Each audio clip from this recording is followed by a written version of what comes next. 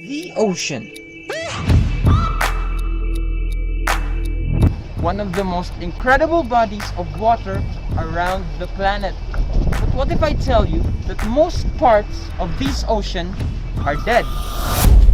If you would dive in and swim through the whole ocean, you would see that about 50% of the coral reefs are dead or destroyed.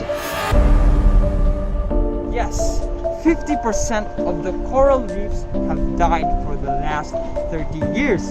And science has predicted that the numbers will grow up to 90% for the next century. Dead corals equals dead ocean. Meaning, eventually, the oceans will no longer be habitable to other forms of aquatic life. Even with everyone being fully aware of this, us humans still haven't found a quick way to solve this problem. And that's because we're battling more than one. Pollution and climate change, words that are not new to our ears, and both are fueled with human activities.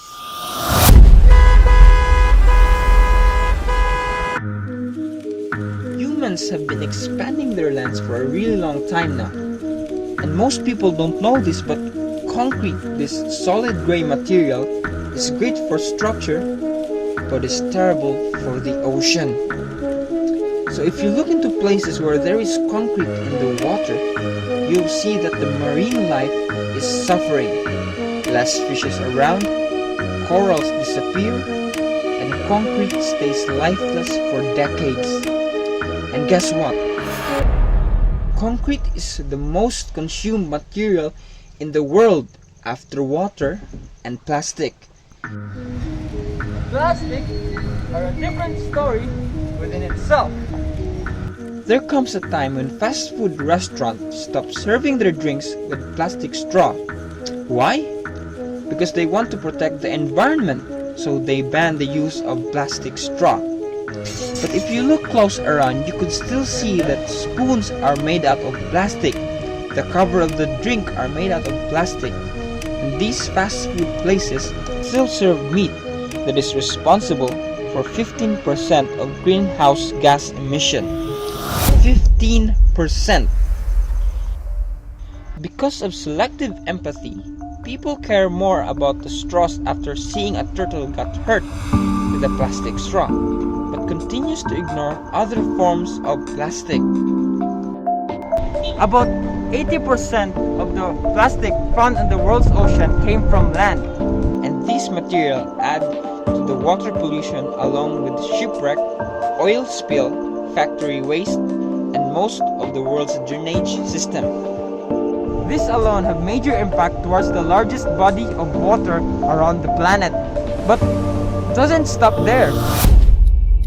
Climate change matters to land, but the ocean's too big. They'll be fine, right? Wrong! Ever since the Industrial Revolution, carbon dioxide has been building up in the atmosphere. It is the direct result of using coal, oil, and natural gases for energy. Carbon dioxide and other gases like it are wrapping an extra blanket around the planet, trapping heat inside the system. Over 90% of heat has been going into the ocean, and the world's ocean are warming at a much faster rate, both at the surface and at the depth. How much hotter have they gotten? Well, according to one article, the heat accumulation of the ocean is equivalent to 5 Hiroshima bombs, exploding every day since 1990. Well, that's something. And heat stress damages the algae living in the coral, resulting into bleaching, which is one of the most common ways that coral dies. It seems like everything's contributing to the ocean's demise, and that it will be inhabitable sooner than we think. And it probably will be, unless we do something about it. Luckily, we are now in the age of new technology, and people are starting to make big leaps in saving the ocean. people like marine biologists are designing eco-friendly concrete substitute. Indonesia have found a way to burn their plastic for energy without releasing harmful gases.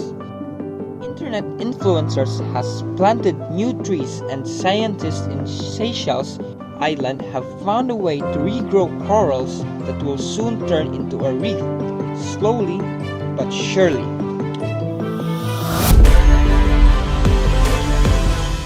We, as a species, have been behaving like parasites, benefiting on our planet's resources. But we should really take into account the consequences of our actions for our future generation. We should give as we take from nature and realize that we are not the only ones inhabiting this planet. It's never too late to contribute to this cause, because in the end, Earth is all we have.